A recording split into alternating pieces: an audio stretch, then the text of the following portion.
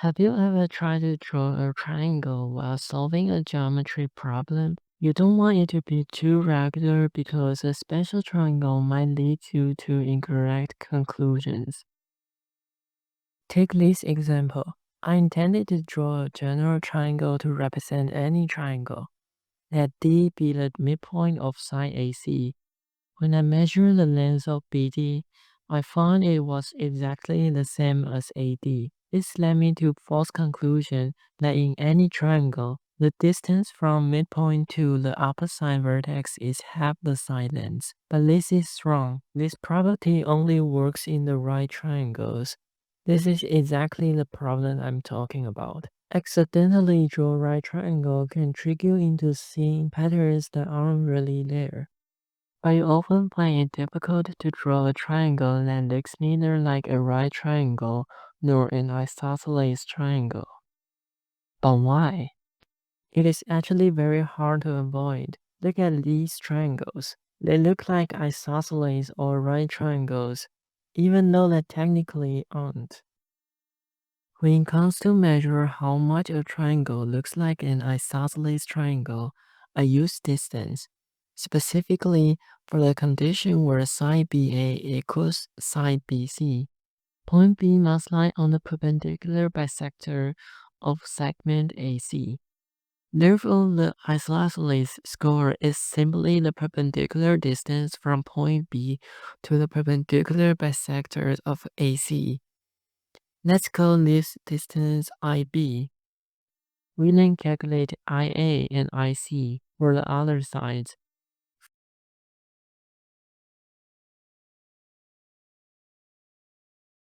Finally, we find the minimal value of the three. This represents the smallest distance we need to move a vertex to make the triangle isosceles. A similar logic applies to right triangle. According to Staley's theorem, for angle B to be 90 degrees, point B must lie on a circle where AC is the diameter.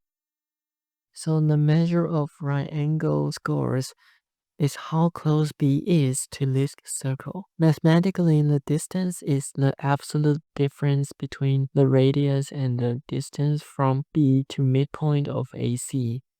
Let's call this RB. Again, we calculate RA and RC for the other angle.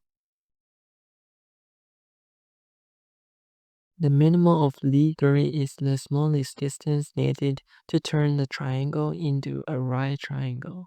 To discuss how much a triangle looks like an isosceles or right triangle, only angles matter, not the side lengths.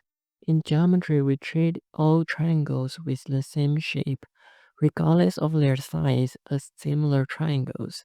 For our purpose, they are efficiently the same.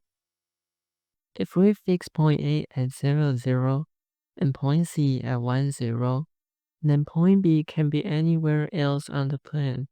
By moving only point B, we can generate every possible triangle shape that exists. For each position of point B, we calculate its I-mean and R-mean. We can map the isosceles score to the color blue and the right angle score to the color red. And we have the graph. In this graph, the intensity of the color shows how special the shape is. I use the I-mean and R-mean value we calculated earlier. The smaller the value, the more intense the color becomes. In this graph, we can see the red lines are constructed along two vertical lines passing through A and C, and a circle in the middle. The vertical lines are easy to understand. That represents the case where angle A or angle C is a right angle. As for the circle in the middle, according to Staley's theorem, point B should lie on a semicircle. However, since the graph is symmetrical across the x-axis, it appears as a full circle. The blue areas are concentrated in two large circles centered at point A and C. This is intuitive because when B is on the lead circle, the length of AB or CB equals AC, making them radii of the same circle. Finally, the blue lines down in the middle is simply perpendicular bisectors of segment AC.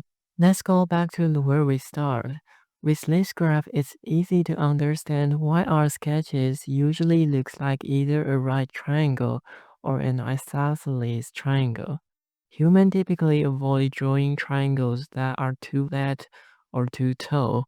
Instead, we tend to place point B right in the central region, exactly where the red and blue zones overlapped the most, to avoid these special triangles. These little dark gaps are where you actually want to land your point B. That's all for this video. Thanks for watching.